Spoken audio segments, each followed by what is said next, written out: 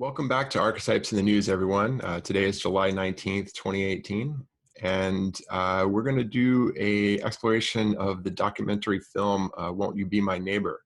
It's a documentary on Fred Rogers and the Mr. Rogers' Neighborhood, his 32-year long-running public television program that was oriented towards educating children.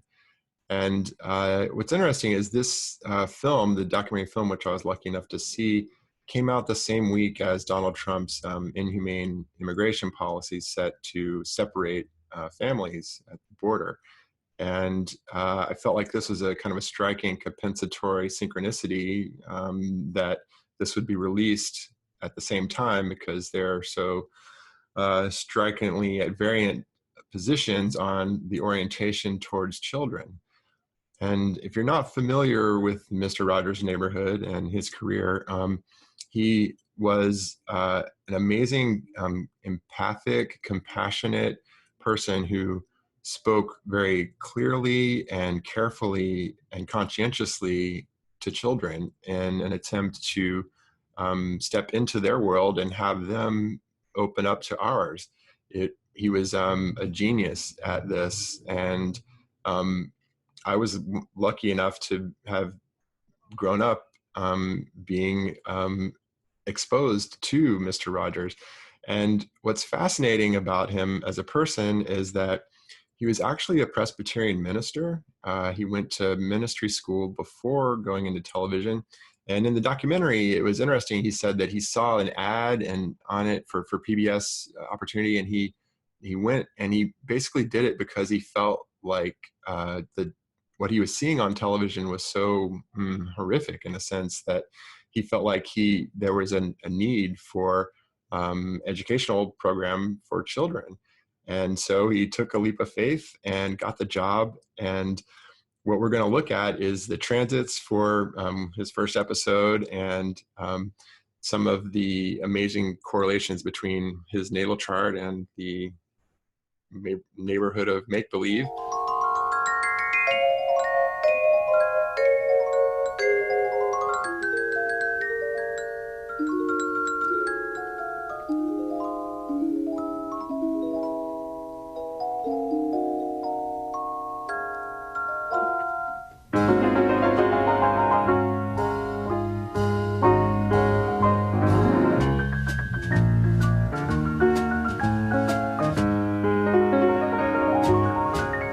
It's a beautiful day in this neighborhood, a beautiful day for a neighbor.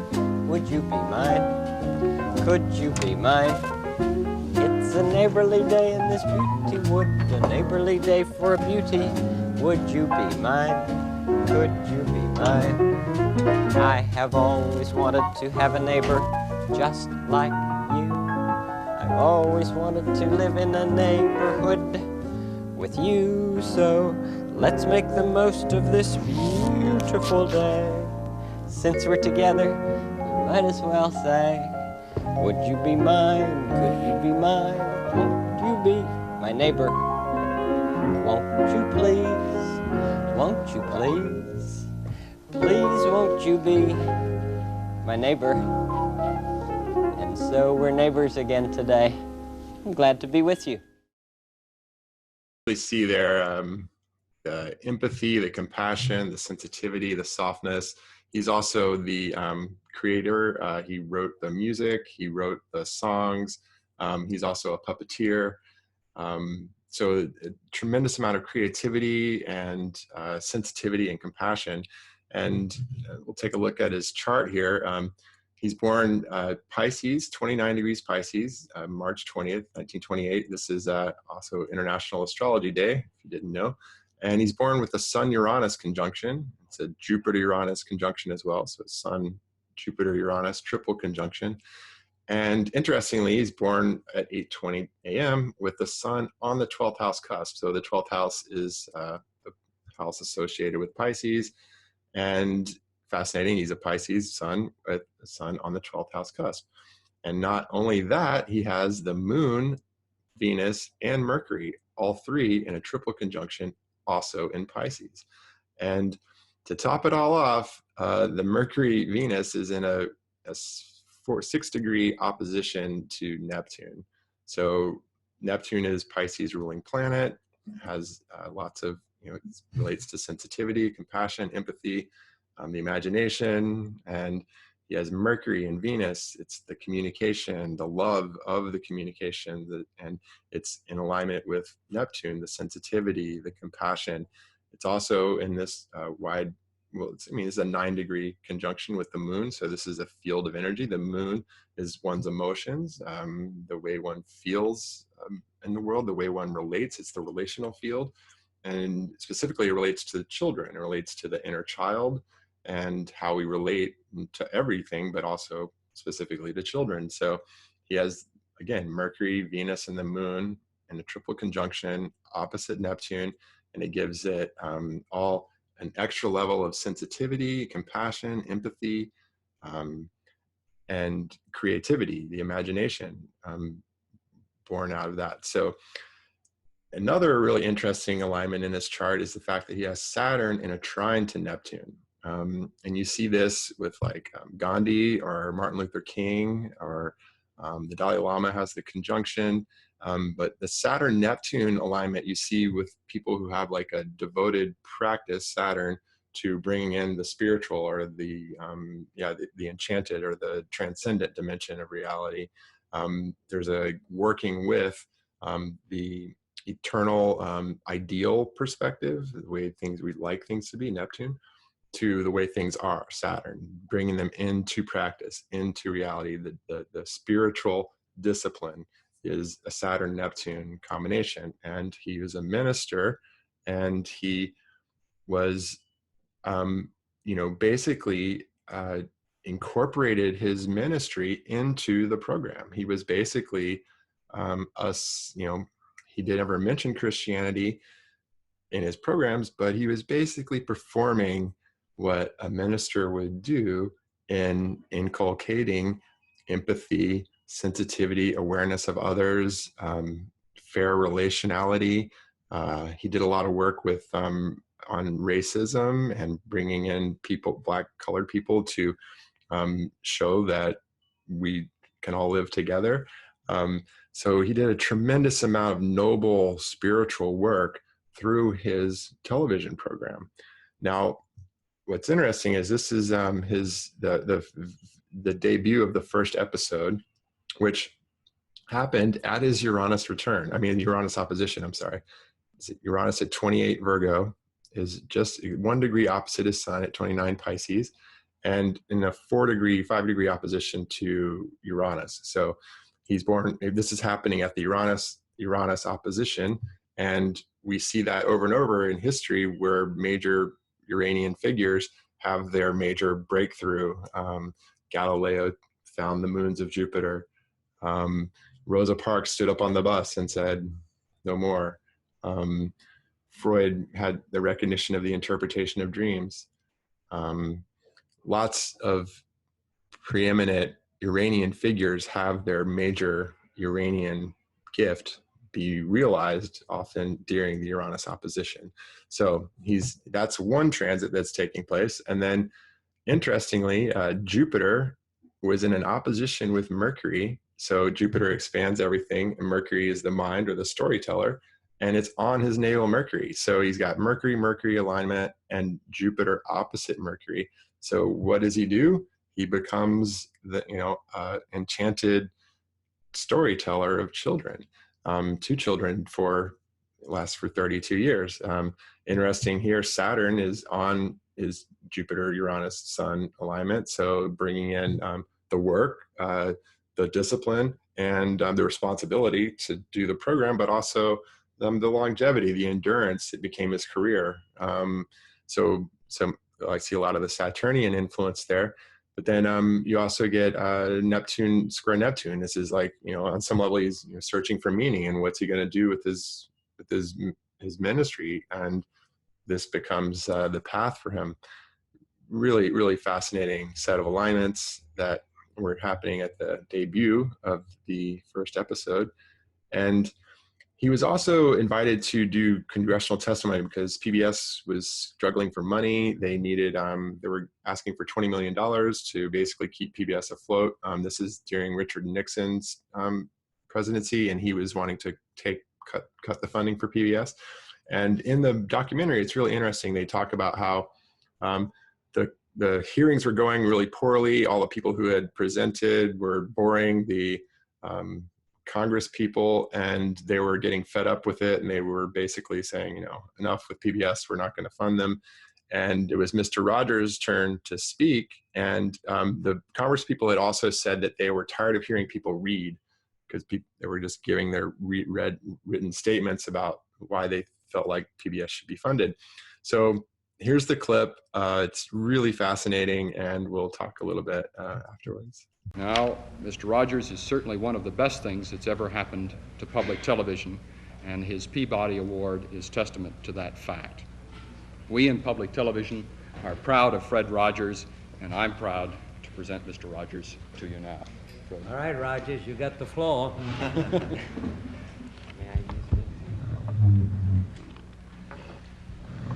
Senator Pastore, this is a philosophical statement and would take about 10 minutes to read, so I'll not do that.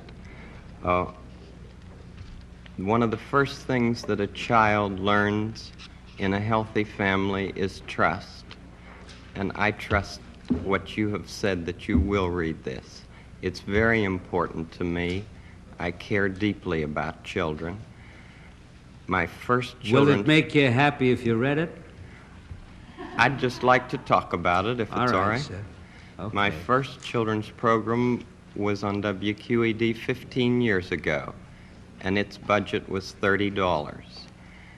Now, with the help of the Sears Roebuck Foundation and National Educational Television, as well as all of the affiliated stations, each station pays to show our program.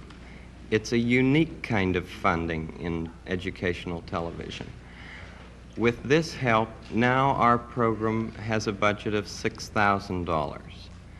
It may sound like quite a difference, but $6,000 pays for less than 2 minutes of cartoons, 2 minutes of animated, what I sometimes say, bombardment. I'm very much concerned, as I know you are, about what's being delivered to our children in this country. And I've worked in the field of child development for 6 years now, trying to understand the inner needs of children. We deal with such things as the inner drama of childhood. We don't have to bop somebody over the head to make him to make drama on the screen.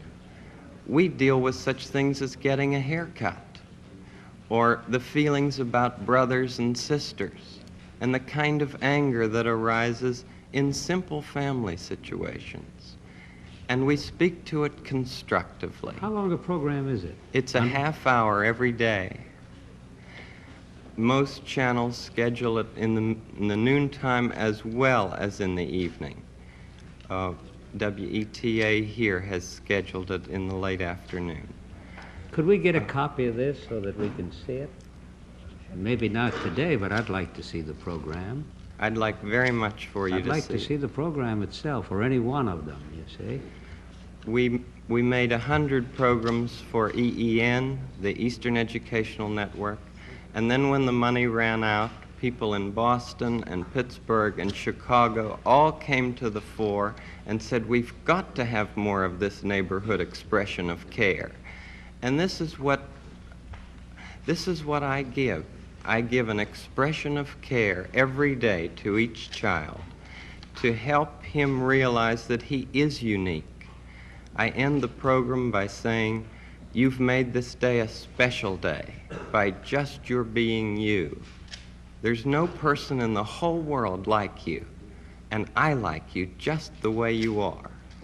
And I feel that if we in public television can only make it clear that feelings are mentionable and manageable, we will have done a great service for mental health.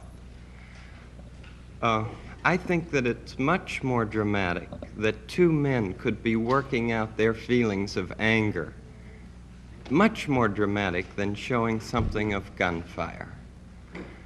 I'm constantly concerned about what our children are seeing. And for 15 years, I have tried in this country and Canada to present what I feel is a meaningful expression of care. Do you narrate it? I'm the host, yes, and I do all the puppets, and I write all the music, and I write all the scripts. Well, I'm supposed to be a pretty tough guy, and this is the first time I've had goosebumps for the last 2 days. Well, I'm grateful not only for your goosebumps, but for your interest in our kind of communication. Could I tell you the words of one of the songs which I feel is very important? Yes. This has to do with that good feeling of control, which I feel that children need to know is there. And it starts out, what do you do with the mad that you feel? And that first line came straight from a child. I work with children, doing puppets in very personal communication with small groups. What do you do with the mad that you feel? When you feel so mad you could bite. When the whole wide world seems oh so wrong, and nothing you do seems very right. What do you do? Do you punch a bag? Do you pound some clay or some dough? Do you round up friends for a game of tag or see how fast you go? It's great to be able to stop when you've planned a thing that's wrong and be able to do something else instead and think this song. I can stop when I want to, can stop when I wish, can stop, stop, stop anytime. And what a good feeling to feel like this and know that the feeling is really mine. Know that there's something deep inside that helps us become what we can. For a girl can be someday a lady, and a boy can be someday a man. I think it's wonderful. I think it's wonderful. Looks like you just earned the $20 million.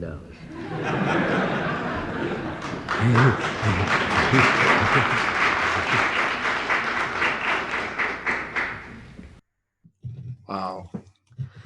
So that gives you an idea of the level of compassion, empathy, sensitivity, just love, deep, deep love and concern for children, for humanity.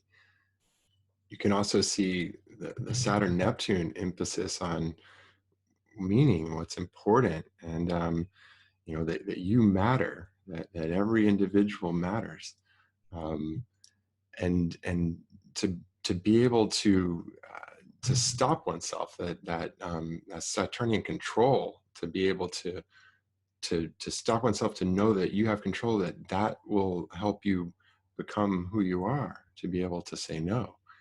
I mean, he was genuinely an amazing, amazing person, and who knows how much he's helped shape my generation. So we'll take a look now at these are the transits he had for that congressional testimony. And fascinatingly, I mean, it's around the same time as the beginning. Uranus opposition is just the beginning of the actual PBS career. And look at what was going on in the sky. Mercury opposite Neptune, Mercury square Mercury in his natal chart, and Neptune square Mercury, and Neptune square Neptune, Mercury squares natal Neptune. So I mean, the level of sensitivity, the level of awareness and compassion he had even for the congressperson, and being able to draw the congressperson in to the point where he was getting chills. That demonstrates an empathic level of communication and an ability to, render the sensitive or the important dimension of childhood education to the point where the congressman had a deep sense of meaning in his experience of the goosebumps. Yeah, so just a really, really amazing person, amazing life. And we'll close here with this. He had the good fortune of meeting Coco the gorilla. And I think this is a great example of a gorilla actually recognizing the empathic, compassionate dimension of Mr. Rogers and reflecting it back to him. How do you say love Oh. for sign language? How do you say love? Can you show him how to say love? How do you say love? What's that flower? She's asking you about your cufflink. Is that a flower? That's a sun. And my grandfather gave me that. Sun. It looks like a flower, though. Does look like a flower. Can we talk a little bit about love? Frown? Oh, honey. What? Love? Love. You. Oh, it's that? She said. Oh. Love you, visit love. Oh, Well, that was very nice. thank you, Coco. She loves her visitor. Yeah, so we can see Mr. Rogers is clearly a very compassionate, caring, loving human being. And I felt like it was important maybe to bring to light a good news story about the nature of humanity, particularly in these very seemingly dark times. So anyway, I hope this has been helpful, and I look forward to talking again with you soon. Okay, take care.